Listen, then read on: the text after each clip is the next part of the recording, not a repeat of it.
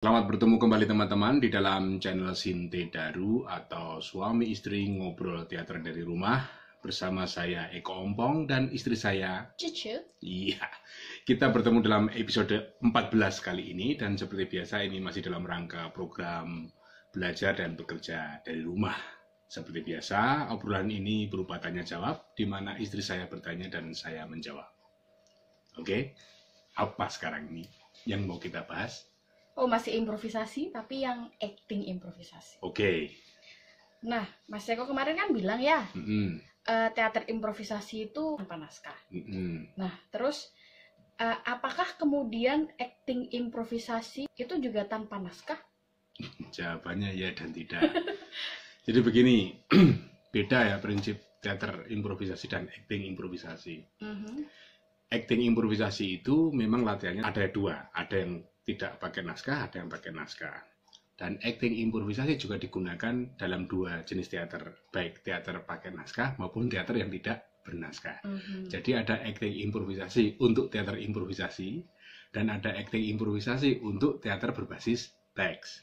Tetapi kedua-duanya itu memiliki patokan atau apa istilahnya konsep yang sama, yaitu untuk mengejar spontanitas. Jadi spontanitas aktor dalam bermain itu tujuan akhir dari acting improvisasi. Kalau tujuan akhirnya spontanitas, terus mengapa dilatihkan? Nah, ini menarik memang. Jadi Rendra mengatakan bahwa improvisasi adalah ciptaan spontan untuk mengembangkan daya khayal para aktor. John Keats juga sama mengatakan bahwa itu acting spontan. Tetapi John Keats juga mengatakan bahwa acting spontan ini akan berjalan dengan baik jika dilatihkan dan prosesnya terbimbing. Jadi sekilas seperti paradoksal. Tapi ini memang benar. Contohnya saja dalam teater improvisasi yang teater tradisional itu. Bukan kemudian para pemain ketoprak, ludruk itu nggak berlatih, mereka berlatih. Terus kemudian dalam teaternya Rendra, dalam bukunya Seni Drama untuk Remaja, itu juga ada latihan-latihan improvisasi bagi aktor. Aktor yang berbasis teks padahal ada latihan improvisasi. Banyak tokoh-tokoh di perteateran internasional seperti Lee Strasberg, terus Sandy Meisner itu juga menerapkan latihan improvisasi untuk teater berbasis teks. Jadi memang acting spontan ini tetap harus dilatihkan. Dalam artian, latihan ini bukan untuk kemudian nanti diterapkan di dalam ketika dia bermain, tetapi ketika nanti dia bermain, dia akan mampu menyerap apa yang disebut sebagai spontanitas itu tadi. Sehingga actingnya benar-benar spontan. Yeah. Gitu. Jadi latihannya bukan kemudian itu yang akan ditampilkan, enggak. Tetapi kebiasaan-kebiasaan yang dilatihkan ini untuk mencapai apa yang dimaksud dengan acting spontan. Acting spontan itu kan kalau Stanislavski menyebutnya sebagai in the moment atau in the now atau acting is doing. Jadi acting itu apa yang dilakukan. Nah, ketika orang melakukan itu antara pikiran, perkataan, perasaan, perbuatan itu jadi satu. Nah, bagaimana caranya ini bisa seperti ini? Nah, itu yang dilatihkan. Yeah. Jadi orang acting itu gak boleh banyak berpikir. Karena kalau banyak berpikir akan kelihatan kalau dia acting. Gampangannya, itu refleks, gerakan refleks manusia. Misalnya digigit nyamuk. Orang digigit nyamuk tangannya langsung begini. Ini karena pikiran, apa yang dirasakan, dan perbuatan jadi satu. Bahkan mungkin perkataannya, aduh, gitu. Yeah. Dia tidak mungkin berpikir, begitu gigit nyamuk, nyamuk apa ini? Tidak mungkin berpikir. Gitu. Kalau orang sampai aktor bermain, oh, aku digigit nyamuk. Wahai, nyamuk apa ini? Orang langsung akan melihat ini orang acting. Gitu. Yeah. Nah, capaian tertinggi dari acting itu kan agar terlihat seperti tidak acting. Nah, itu kira-kira. Jadi yang dilatihkan untuk menuju ke sana ya. Yeah. Kira-kira begitu. Terus latihan acting improvisasi itu apa aja? Nah, kembali tadi ada dua ya. Jadi improvisasi, latihan improvisasi untuk teater improvisasi dan latihan acting improvisasi untuk teater berbasis teks. Kita ke yang berbasis teks dulu.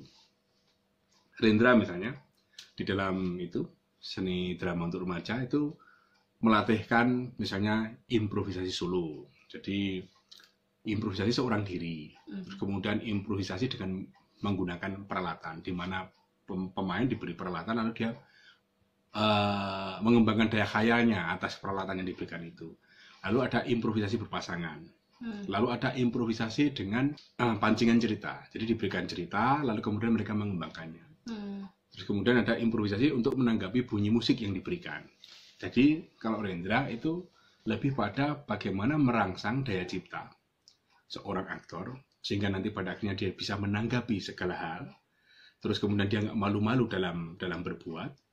Dan kemudian ini bisa menciptakan daya khayal. Itu dari Rendra ya. Ini saya ambil beberapa contoh aja ya. Kalau Sandy Meisner itu memang dia menerapkan latihan, memang tujuannya agar para pemainnya itu memang benar-benar bisa acting is doing. Salah satu yang menarik menurut saya adalah sesi latihan yang disebut sebagai pinch and ouch atau jiwit dan jerit. Cubit dan jerit. Jadi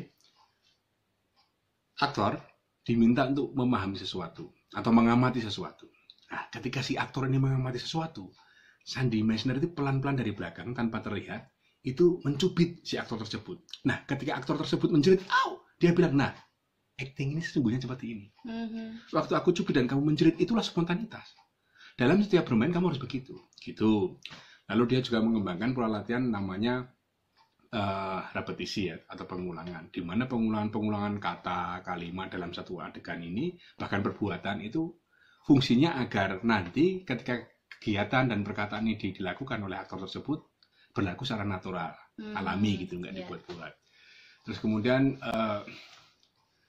Lee Strasberg itu ini dalam catatannya Cohen, itu kalau pas latihan teater teks sudah terlihat jenuh itu, dia langsung bilang break.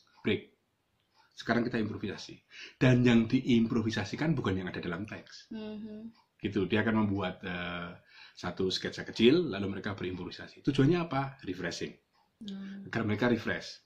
Jadi ketika nanti masuk ke dalam teks lagi, itu ada hal yang baru yang dia dapatkan. Itu. Tapi dari ketiga orang yang saya sebutkan ini, hampir semuanya tidak menggunakan teks. Tetapi ada satu tokoh teater yang memang menggunakan teks untuk latihan improvisasi teater berbasis teks. Nah, ini menarik sekali menurut saya. Ini namanya Stephen Book. Stephen Book itu mulai kemudian karena dia terpengaruh oleh Viola Spolin, tertarik dengan teater gamesnya itu. Lalu kemudian dia berpikir bagaimana jika latihan improvisasi ini tetap berbasis teks, di mana teks itu nanti yang akan dimainkan. Ini kan menarik menurut saya. Nah, di situ dia mulai membagi-bagi. Berarti yang pertama adalah fokus tindakan. Jadi misalnya ada keterangan laku di situ ya, si aktor misalnya jalan, kemudian diam, lalu berkata, dari mana kau? Nah, fokus tindakannya apa? Jadi aktor memperkirakan fokus-fokus tindakan itu. Nah, kemudian berkembang lagi sampai kepada fokus tindakan terkecil. Misalnya dia menyetujui sesuatu, menolak sesuatu, konflik dan sebagainya. Nah, kira-kira begitu. Ini menurut saya menarik. Terus itu yang berbasis teks ya. Terus kemudian yang acting untuk improvisasi itu ada juga. Jadi untuk teater improvisasi, kalau yang teater tradisional kemarin kan biasanya mimetik. Aktor muda menonton aktor tua berlatih.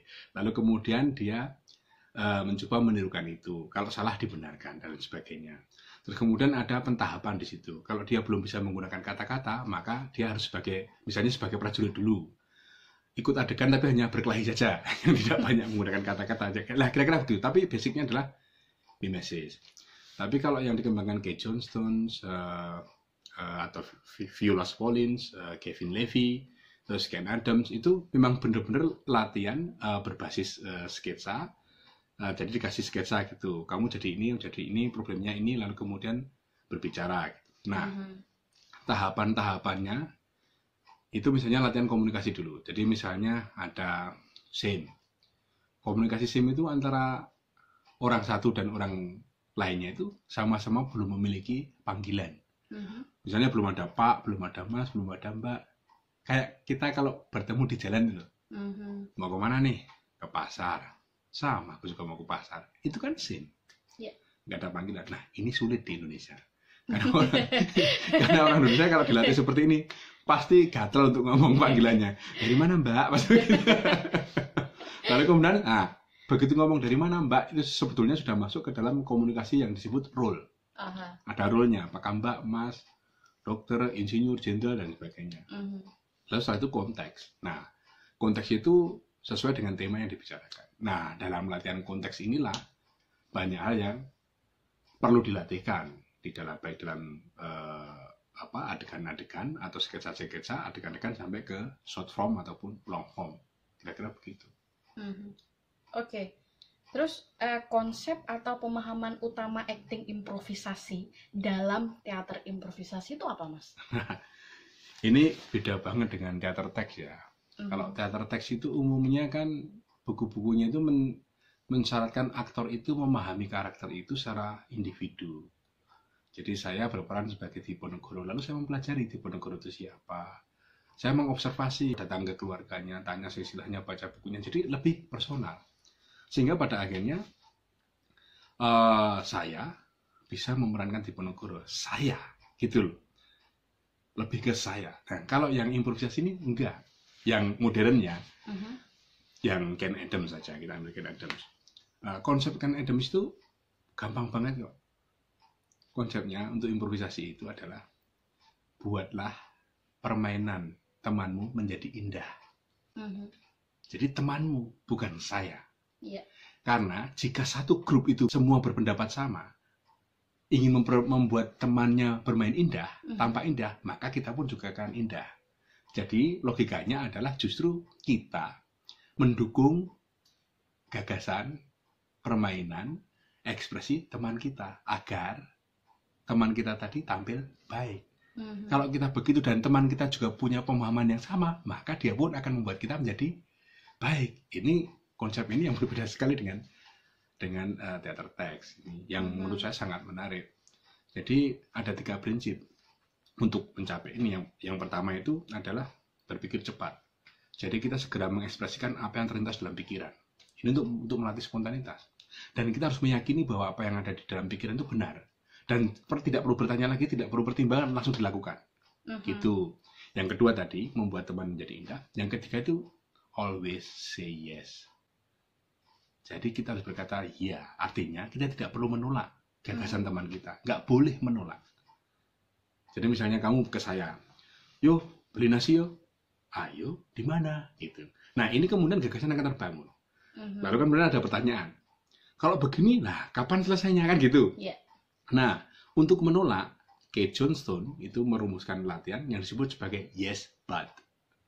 Jadi kalau mau menolak tidak boleh langsung no. Tapi yes but. Misalnya, yuk beli makan yuk. Ayo kita beli makan. Tapi nganu loh, nanti aku nggak banyak-banyak ya. Soalnya aku tadi sudah sarapan. Nah itu kan, iya tapi ada tetapinya. Terus nanti yang mengajak nih, ya nggak apa-apa. Yang penting kamu ikut nanti makan sedikit-sedikit. Oke lah. Tapi juga anu ya, jangan pedes-pedes. Misalnya begitu. Jadi gitu kira-kira. Jadi prinsip dasarnya adalah kerjasama. Kalau di dalam teater improvisasi itu. Terus kemudian bagaimana kita membuat teman kita tampil indah, gitu. Bukan saya, tapi bagaimana teman saya. Jadi lebih pada reaksi. Itu kira-kira. Oke, mencerahkan sekali Mas. Iya. Iya. Makasih. Oke teman-teman, demikian tadi obrolan atau tanya jawab antara istri saya dan saya dalam channel Sinte Daru ini tentang acting improvisasi. Tidak banyak yang kita bicarakan, tapi kita anggap cukup saja ya. Jadi kita bertemu lagi di dalam episode berikutnya. Semoga masih bisa terus berproduksi channel Sinte Daru ini. Tetap semangat, tetap berpikir positif, dan tetap terus bekerja dan berdoa. Terima kasih.